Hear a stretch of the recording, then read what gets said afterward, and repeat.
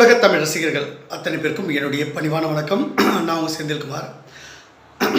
இந்த பதிவில் நம்ம பார்க்க போகிறது, அவங்க எல்லாருக்கும் தெரியும், அண்ணாமலை அவர்கள் மறுபடியும் பாஜக தலைவராக பொறுப்பேற்க உள்ளார். அதை பற்றி நான் சொல்லியிருந்த அமித்ஷா அவர்கள் இங்கே தமிழ்நாட்டுக்கு வருவாங்க. அவர்கிட்ட டேட் கேட்டு அந்த தேதியில் அண்ணாமலை அவர்கள் பதவி ஏற்றுப்பாங்க. மாநில தலைவராக, தமிழக பாஜக மாநில தலைவராக பதவி ஏற்றுப்பார் அப்படின்னு நான் சொல்லியிருந்தேன். இந்த மாதம், அதாவது இந்த ஜூன் மாதம் 10ஆம் தேதி நம்முடைய மரியாதைக்குரிய கலியுக சாணக்கியர் நம்முடைய அமித்ஷா அவர்கள் கமலாலயத்துக்கு வராங்க, தமிழ்நாட்டுக்கு வராங்க. முக்கியமாக கமலாலயத்தில் கமலாலயத்தில் உட்கார்ந்து பல்வேறு விஷயங்களை பேசுவாங்க, சில விஷயங்களை கேட்டு தெரிஞ்சுப்பாங்க. அது மட்டும் இல்லாமல் மரியாதைக்குரிய என்னுடைய அரசியல் குருநாதரின் வழித்தோன்றலாகிய ஜோ அவர்களுடைய வழித்தோன்றலாகிய குருமூர்த்தி அண்ணா அவர்கள்கிட்டையும் மறுபடியும் பேசுவாங்க.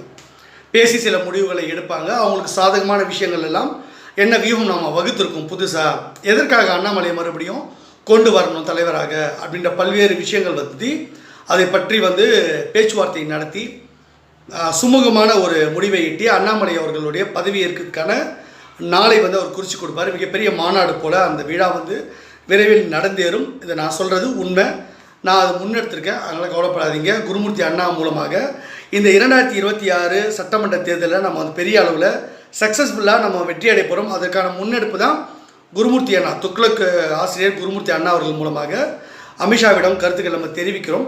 ஸோ இதில் எதுவும் பொய் இல்லை, எல்லாருக்கும் கடிதம் கொடுத்துட்டு தான் நான் பேசுகிறேன். நான் ஒருவேளை பொய்யா சொல்லியிருந்தா, இப்போது மரியாதைக்குரிய அண்ணன் நயினார் அவர்கள் தலைவராக வந்திருக்காங்க. அது மட்டும் இல்லாமல் கட்சியில் தமிழிசை அக்கா, அப்புறம் மரியாதைக்குரிய எச் ராஜா அவர்கள், மரியாதைக்குரிய பொன்னார் அவர்கள், எவ்வளோ சீனியர்ஸ் இருக்காங்க. அவங்க எல்லாரும் நான் சும்மா விட்டுருவாங்களா? செந்தில் பொய் சொல்கிறாருன்னு சொல்ல மாட்டாங்களா? நயினார் அன்றைக்கி அந்த கடிதம் கொடுத்துருக்கேன், நான் என்ன செய்ய போகிறேன் அப்படின்றத பற்றி. அதனால் அவங்களுக்கு தெரியாமலாம் இல்லை, எல்லாருக்கும் தெரியும். நான் ஒரு விஷயம் முன்னெடுத்தேன்னா அது பர்ஃபெக்டாக இருக்கும்னு எல்லாருக்கும் தெரியும். ஸோ அதனால் பல்வேறு விஷயங்கள்லாம் நான் கட்சிக்காக முன்னெடுத்திருக்கேன், சக்ஸஸ் பண்ணியிருக்கேன். நான் சொல்கிறத கேட்காததுனால தான் மோடி அவர்கள் பல முறை வீழ்ச்சியை சந்திருக்கார். தவிர நான் சொன்னபடி செஞ்சதுனால அவர் வெற்றி பெற்றிருக்கார். சில சமயம் என்ன பிரச்சனைன்னா, நேரடியாக சில விஷயங்கள் பேச முடியாமல் சூழ்நிலைகள் உருவாயிடுது. அதனால தான் சில விஷயங்களை சறுக்கிடுறாங்க. மற்றபடி நம்ம வெற்றி தான். இப்போ கூட 2026 அண்ணாமலை அவர்களையும் முதலமைச்சர் ஆக்கிறதுக்காக எல்லா வழியும் ஓப்பன் ஆகிடுச்சு. இப்போ அண்ணாமலை மறுபடியும் தலைவராக வந்த உடனே அதில் ஒரு முதலமைச்சர் கேண்டிடேட்டாக நம்முடைய தேசிய ஜனநாயக கூட்டணியில் அவர் முதலமைச்சர் கேண்டிடேட்டாக முன்னிறுத்தப்படுவார். இதில் எடப்பாடி நீங்கள் கேட்டிங்கன்னா, அதிமுக கூட்டணி நிற்குமான்னு கேட்டிங்கன்னா, எடப்பாடி அவர்கள் இந்த முறை தேர்தலில் நிற்க மாட்டார், தேர்தலை புறக்கணிப்பார். இது நான் உங்களுக்கு ஸ்கூப் நியூஸாக சொல்கிறேன். இது 100% உண்மை. எடப்பாடி அவர்கள் இந்த தேர்தலில் 2026 சட்டமன்ற தேர்தலை புறக்கணிக்க போகிறாரு. அவர் நிற்க போகிறதில்ல. அதிமுகன்ற கட்சி என்ன ஆகும், நாங்கள் என்ன செய்ய போகிறோம், அது எல்லாத்தையும் நான் மேலிடத்தில் நான் கரெக்டாக என்னென்னன்றதை மோடி அவர்கிட்ட சொல்லிட்டேன். ஸோ அமித்ஷா அவர்களுக்கும் விளக்கப்படும்.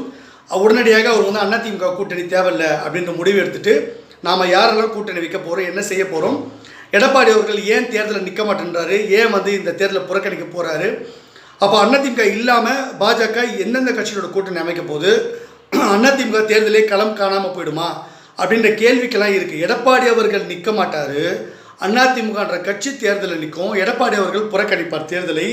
அதிமுக தொண்டர்கள் அதிமுக ஓட்டு போடுவான், இரட்டை இலை சின்னத்துக்கு ஓட்டு போடுவோம். இது நடக்கும். இது எவ்வளோ பெரிய ஒரு விஷயத்தை நான் பண்ண போகிறேன்றதை பொறுத்திருந்து பாருங்கள். நிறைய விஷயங்கள் நடந்துக்கிட்டே இருக்குது. இதில் அண்ணாமலை அவர்கள் முக்கியமான ஸ்டாலின் அவர்கள் கொளத்தூர் தொகுதியில் நின்னார் இல்லையா, எப்போவுமே வெற்றி பெற்றே இருப்பார்ல.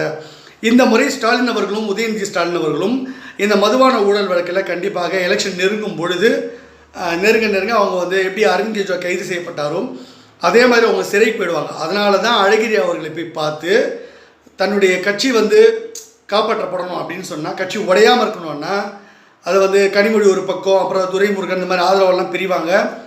சன் தொலைக்காட்சியை மரியாதைக்குரிய சன் தொலைக்காட்சி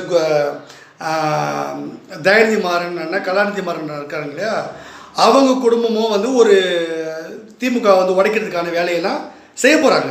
இது நான் சொல்கிறது உண்மை, 100க்கு 100 உண்மை.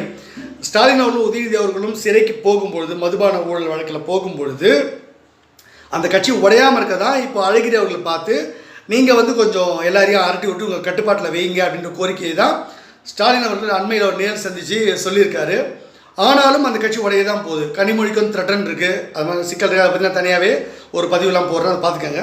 இப்போ என்னென்னா 234 தொகுதியிலையும் வந்து இந்த முறை வரலாற்றிலேயே முதல் முறையாக இந்திய அரசியல் வரலாற்றிலேயே உலக அரசியல் வரலாற்றிலேயே முதல் முறையாக ஒரு கட்சி பாரதிய ஜனதா கட்சியோட ஒரு கூட்டணி, தேசிய ஜனநாயக தலைமையிலான ஒரு கூட்டணி இங்கே தமிழ்நாட்டில் மிகப்பெரிய அளவில் 234 தொகுதிக்கும் 234 தொகுதி ஜெயிக்க போகிறோம். இதில் எல்லா இடத்துலையும் திமுக கூட்டணி 0 அப்படின்னு நிற்க போகுது. அதில் 100 இடங்களுக்கு மேலே, குறிப்பாக 100 அல்லது 100 இடங்களுக்கு மேலே வந்து திமுக கூட்டணி வந்து டெபாசிட்டை இழக்க போகுது. அப்படின்னா இந்த கூட்டணி நம்ம வந்து எந்த அளவுக்கு ஸ்ட்ராங்காக கூட்டணியை உருவாக்கியிருக்கோம், இந்த செந்தில்குமாருடைய வியூகம் எவ்வளோ ஸ்ட்ராங்கு அப்படின்றது நிறைய பேருக்கு இப்போவாது புரியும். ஏற்கனவே நான் சொன்ன விஷயங்கள் நிறைய நான் சொல்லியிருக்கேன். என்னை பற்றி தெரிஞ்சவங்களுக்கு நான் எவ்வளோ கரெக்டாக சொல்கிறேன்னு தெரியும். இந்த உலகமே ஒரு விஷயத்த சொல்லும்போது நான் வேறு மாதிரி ஒன்று சொல்லுவேன், அதுதான் நடக்கும். இந்த உலகமே சொல்கிறது நடக்காது, நான் சொல்கிறது தான் நடக்கும். மோடி அவர்கள் வந்து 400 பார் 400க்கு மேலே ஜெயிப்பேன்னு சொன்னார். நீங்கள் 400 ஜெயிக்க மாட்டீங்க, நீங்கள் மெஜாரிட்டி கூட வரமாட்டீங்க, மோடியே வந்து வாரணாசியில் தோக்குற அளவுக்கு நிலமை வரும் அப்படின்னு நான் சொன்னேன். அதுதான் நடந்தது. எல்லா ஊடகத்துலேயும் 400க்கு மேலேன்னு சொன்னாங்க. நான் சொன்னேன் 400 வராதுன்னு, நீங்கள் மெஜாரிட்டியே வரமாட்டீங்கன்னு. இன்றைக்கி மைனாரிட்டி கவர்மெண்ட் தான் நடக்குது. அண்ணாமலையை மாற்றவே மாட்டாங்கன்னு எல்லாரும் சொல்லும்பொழுது அண்ணாமலை மாற்றப்படுவார்னு சொன்னது நான் தான். அதே மாதிரி நடந்தது. இப்போ எல்லாரும் அண்ணாமலையை மாற்றவே முடியாது, நயினார் வந்துட்டார், அவரை மறுபடியும் அண்ணாமலையை வந்து கொண்டு வர முடியாதுன்னு நிறைய பேர் சொல்கிறாங்க. நான் கொண்டு வருவேன். அதுக்கான வியூகம் என்கிட்ட இருக்குது. கடவுள் எனக்கு அந்த அளவுக்கு ஞானம் கொடுத்துருக்காரு.